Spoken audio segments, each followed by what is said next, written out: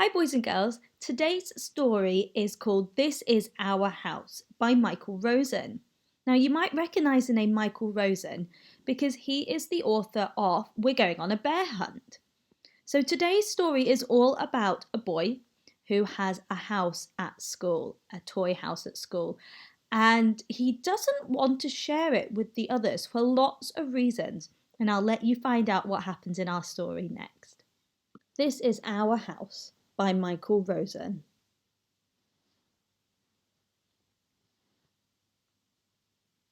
George was in the house. This house is mine and no one else is coming in, George said. It's not your house, George, said Lindy. It belongs to everyone. No, it doesn't, said George. This house is all for me.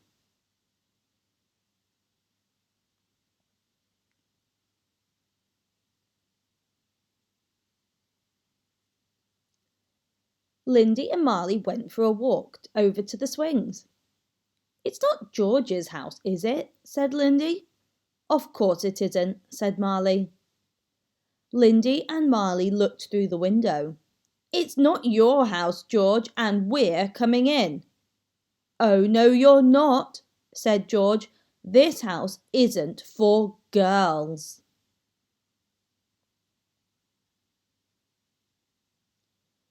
Freddie was walking past with his Rabbity. I've come to put Rabbity to bed, said Freddie. You can't, said George. This house isn't for small people like you.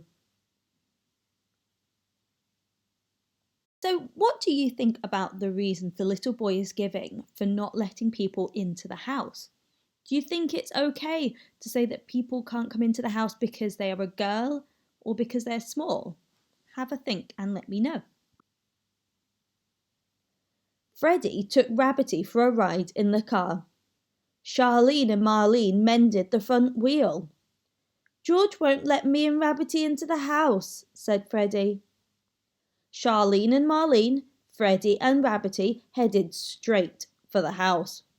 Stop right there, said George.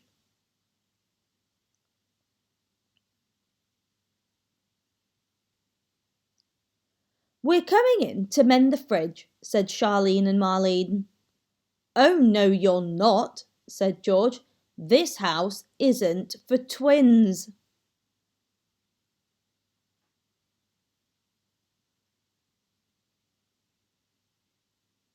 So I don't really like the reasons that the boy is giving for not letting the other children into the house. But can you think of any good reasons why you wouldn't let someone in? Luther's jumbo jet landed in the house. He went to fetch it. Where do you think you're going? Said George. Flight 505 has crashed, said Luther, and I'm coming in for the rescue. Fire, fire, ee-ah, ee-ah, ee-ah. You're not coming in here, said George.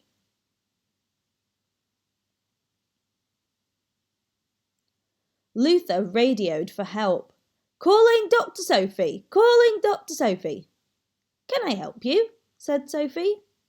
We can't get at the plane, Doctor, said Luther. Leave it to me, said Sophie. Sophie and Luther pushed past the crowds. Make way for the doctor, said Luther. We're coming in, said Sophie. Oh, no, you're not, said George. This house isn't for people with glasses.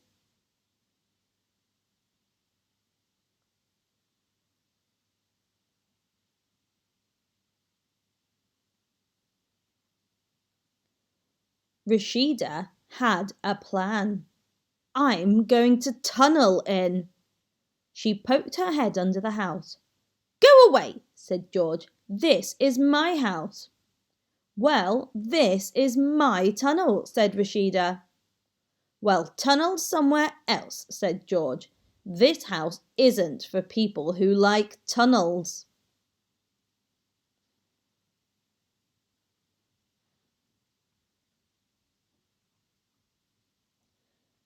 It was getting quite noisy around the house now, and hot. and George wanted to go to the toilet. "I'm going to leave my house now," said George, "and no one can go in it when I'm gone." George went to the toilet.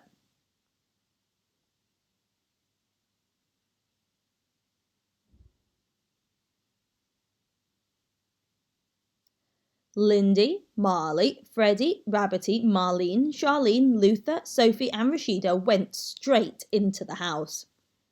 George came back. There was no room for George. "This house isn't for people with red hair," said Charlene. George began to shout. George began to cry. George began to stamp his feet and kick the wall. How is George feeling at this moment? Have a think. I think he's feeling really annoyed and frustrated because all of a sudden he isn't getting to join in when before he was the one making the rules. Then he stopped. He looked. "This house is for people with red hair," said George, "and for girls and small people and twins and people who wear glasses and like tunnels."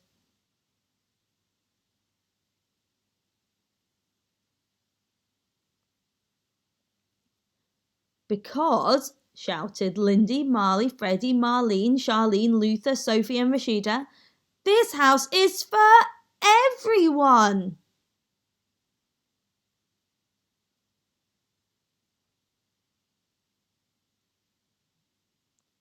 The end. Boys and girls, did you enjoy that story? I really liked it because it made me realise and think about the fact that there are lots of things that make us all different. But it's really important that we don't make decisions about who we like or who we include and who we treat fairly based on silly things like the way people look or what they're interested in. But instead, we should judge people on their actions and whether they make good choices and whether they treat us respectfully. So I hope you enjoyed the story, and I will see you next time.